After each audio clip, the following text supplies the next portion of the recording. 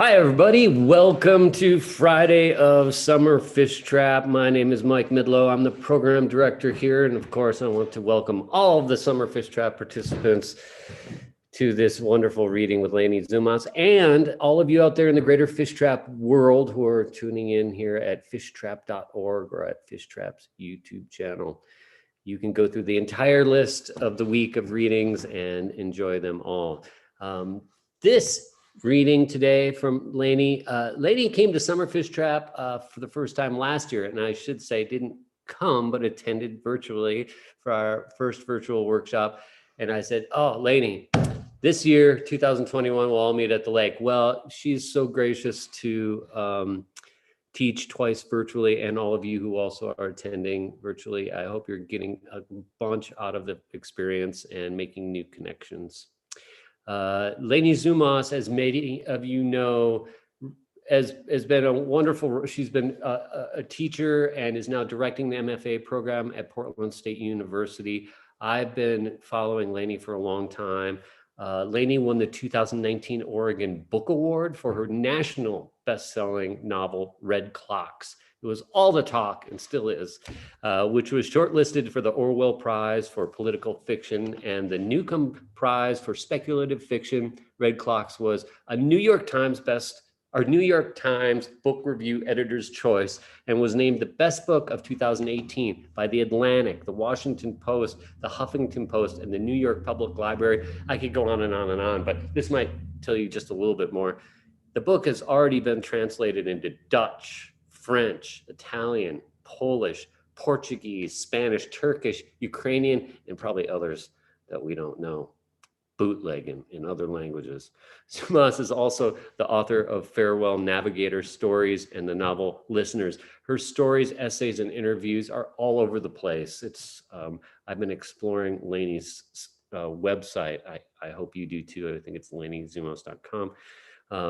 Leni lives here in Oregon and directs, as I said, the MFA program at Portland State University. Welcome back, Leni. Can't wait to hear what you've got in store for us today. Take it away. Thank you, Mike. Hi, everyone. It's great to see current and past students here. And I look forward to a time when I will actually be at Wallowa Lake and see the beauty that I can see through the screen. A couple of members of our workshop are there right now, and we get glimpses. We've been talking this week in my fiction workshop about, among many other things, writing longer form prose and how to figure out where things go and what should go in there and how do you proceed and sustain yourself through a longer work. And so I thought today I would read a fairly short excerpt from my new novel that I'm working on. I have no idea where these pages are going to go. I don't know really, if half of it will stay in, but it's a chunk I've written, and who knows what will happen with it. But it's kind of in the spirit of being uncertain and kind of moving forward despite uncertainty. So the book doesn't have a name yet. This doesn't have a name. It's just an excerpt. And I look forward to talking afterward with all of you. And if you have questions, comments. Okay, here we go. One of my mothers is all shoulder and hip bone and tight black corduroy, long neck belted with leather. When she peels an egg, she eats the shell first. All she wants to hear is tell me a story. Tell about before you lived here, before you were my mother. She was famous when young, in basement circles, the kind of famous she didn't get rich from, but a durable glamour had attached itself. Years after she stopped performing, she might still be recognized on a New York street. And when 18 seconds of a song she wrote was used in a car commercial, fans still bothered to denounce her online. What the fuck happened to the grimy cold wave freak they had loved? That screeching goddess would never have stooped to this. My mother felt basically fine about stooping. Saying no to money, she believed, was a luxury reserved for those who already had enough. Wrecked ship, went the chorus. I have a crush on your cargo crates and on the monster in those cargo crates and on the taste of that iceberg if I could get it into my mouth. The Hyundai marketing team had picked the song for its beat. They muted the vocal track. Nobody wanted a car commercial about getting it into my mouth. The song was based on what happened after the Mount Tambora volcano erupted in 1815, when volcanic ash spread on the wind around the world. In most of the northern hemisphere, temperatures dropped and the sun disappeared. They called 1816 the year without a summer. It snowed in July. Crops couldn't grow, there was no bread, or the bread was criminally expensive. A quart of wheat for a day's wages, as the Bible once promised. Hunger rode in on a black horse, slick with lava. The starving became refugees, thousands and thousands crossing borders of countries, whole oceans, and a lot of them got sick. Scared of disease, the wealthy barred the refugees from their towns. People ate grass and licked crumbs from floors and thought about drowning their kids in the Rhine. The same year, in a villa in Switzerland, not starving, Mary Shelley wrote the first pages of Frankenstein. Thus, strangely, are our souls constructed. When the commercial aired, my mother was working at a vintage store and fucking a potter. She dressed like Mary Pickford, but hotter. Her stomach hurt most of the time. She quit coffee, ate yogurt and kimchi, didn't want to see a doctor because they're all such assholes. The pain and bloating got so bad that the owner of the vintage store, who was also her ex-husband, threatened to fire her unless she dealt with it. Turned out there was a jungle inside her. A huge cyst was choking one ovary. Her uterus was a bloody balloon. They would need to take everything out, said the surgeon, the whole shebang, in a procedure known as debulking. My mother called it debunking. Her organs were a myth to be discredited. The surgeon wanted to know if she had a therapist to help her process the grief of losing her ability to procreate. She wanted to stay on his good side because the next day he would be cutting her open. So she said, sure, instead of, douchebag, I'm 46 and I've had 3 abortions. Her disinterest in having kids hadn't wavered since she was in high school, yet people would smile knowingly and say she couldn't understand what she was missing and she would come to regret it. And every woman wanted a baby deep down. Even the potter, who rejected most American social norms, like paying taxes and wearing shoes in public, assumed that my mother secretly pined for a child. He told her she was welcome to use his sperm for a last-ditch attempt as long as he bore no legal, financial, or emotional obligations to the results. First, you see a 2-lane mountain road, sunny and quiet, the camera gliding calmly around its curves. Then the drums surge in, dark and fast, irresistible, and the camera speeds up. Glittery throbs of guitar, then violent rain, thunder, lightning, and a blue sedan sailing through the storm. Drums louder, guitar climbing, until a tree falls across the road. Car stops short, inches from tree. Silence. Stay in control, says a rugged male voice, even when the world has lost it. The surgeon removed my mother's uterus and ovaries and fallopian tubes and scraped a few barnacles off her large intestine. On the hospital morphine, she felt content, except when she remembered to be worried about losing her sex drive. She knew nothing about hormone therapies. Her brain was crowded instead with information she didn't need.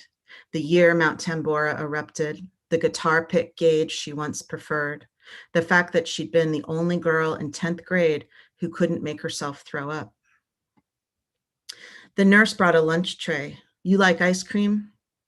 If I could get it into my mouth, she said. I want a necklace made of vitamins. That's a cool idea, he said. No, seriously, she said. Once grimy, still screeching. She never fears for my safety or asks how I feel. I have other mothers for that. I go to this one for judgment-free advice on diseases or money, and when I want a story. I'm the sitting person version of a dog stretched at her feet, a dog who knows she's lying when she says she can't remember the potter's name. She couldn't sleep in the hospital, my mother told me, not on such stingy portions of morphine. She lay in the beeping, red-lit dark, thinking about the colossal debt she was now in, which would only get more colossal with chemo. She didn't have health insurance. The royalties from the car commercial weren't a lot to begin with, and my mother had to split them with the bass player with whom she was no longer on speaking terms. Their drummer, West, whose beat was the only reason Hyundai had bought the song, was dead. Of all the dead people my mother personally knew, West is the one she misses most. She keeps a Polaroid of him duct taped to her backpack, blurry boy in a white fur jacket and sunglasses. In 1991, they were at the movies, had just found seats in the thunder glare of a preview for Point Break when West started coughing and couldn't stop. My mother hailed a cab to St. Vincent's. She slept half awake in the ER waiting room. Cold fingers on her jaw, a bald doctor staring down. Your brother's very ill. I know, she said. Tell your parents to come. He's actually not my brother. They should come today, said the doctor. He's dying today, she said. I'm sorry. A purple birthmark wormed across the doctor's leathery skull. She thought about reaching to stroke it. West, the drummer, had been sick for a long time. They were somewhat prepared. He'd given her instructions to scatter half of him at the cloisters and half in the Max Fish bathroom, and not to let his parents wangle a single ash for themselves. He stayed alive for 3 more weeks. She slept beside him every night, her thighs pressed up against his bony ass. His arms were soft, like a little boy's, she whispered. He elbowed her hard in the stomach. Don't get wifely, he said. The night before the morning he died, she dreamed of being horribly thirsty and finding a desert oasis where the shade was guarded by gunmen who sold it in slices. The thing about shade is that it doesn't stay in the same place. And when her slice had migrated, when she was back again under the terrible sun, they made her pay for a new slice. Thirst is bad, but wouldn't it be worse to never be thirsty again? While alive, I mean, my mother said to me. To be alive without feeling a single need or desire. That actually sounds kind of great, I said. To you, maybe, she said. The nurse told her she was getting discharged later that day. She would start chemo once her body was stronger. Which friend or family member would be coming for her? No, she couldn't just get a cab, hospital policy. She had to have someone physically beside her. The nurse moved the phone to the adjustable tray table. What if a person doesn't have friends or family? My mother said. Is that your situation? He said. It must be for some people, she said. How do they get discharged? A social worker takes them home. His face wore a look she interpreted as, I should probably ask this woman a compassionate follow-up question, but I'm tired and my shift ends in 15 minutes. Does it annoy you, she said, when people call you a male nurse? Yes, he said. Although if I'm ranking the things that annoy me, that wouldn't make the top 10. The potter was free to leave his little wheel whenever he wanted, and thus had no excuse for not coming to get her, but he made one anyway. Hospitals upset him. Have you ever met one single person who likes hospitals? She yelled toward the phone receiver, which had slipped off her shoulder and was lodged between the plastic bed rail and her left breast. Burr, ba, burr, ba, burr, ba, burr, ba, burr, said the potter. She shouted down at the receiver, you are what we call in the revenge business, next. Her revenge would be to keep the pink and charcoal Fair Isle sweater he'd left at her apartment. She would miss his freckles and the long scar slashing his nipple and the sizable force his body could exert on hers. But after the incision healed and the chemo was done, she would find someone else to have sex with, assuming her sex drive survived the debunking. But why shouldn't it, right? What did fallopian tubes have to do with arousal?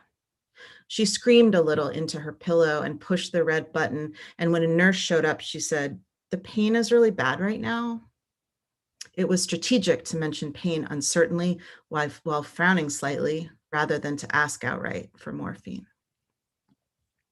She left messages at the vintage store in her ex-husband's house. She couldn't remember anyone else's number. The kind of loneliness she felt then, that exhausted, sour beige flavor of loneliness, won't exist in the world much longer, thanks to cell phones. Did I know, she asked, that emotional subvariants can vanish entirely from the human population due to lack of use? I opened my mouth to disagree, but my mother said, rhetorical.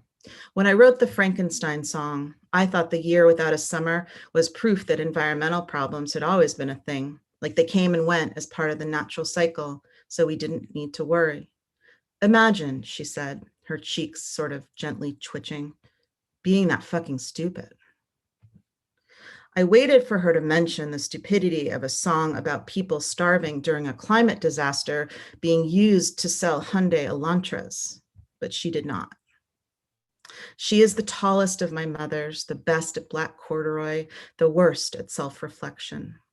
She'll say, ask me anything, but then only go so far. She avoids the pressure at depth. The advantage of having several mothers is I don't try to get all my needs met by just one. I've seen my mono-mothered friends be so disappointed, all their eggs in one human basket, crying when the basket breaks. Thank you for listening. Well, thank you, Leni.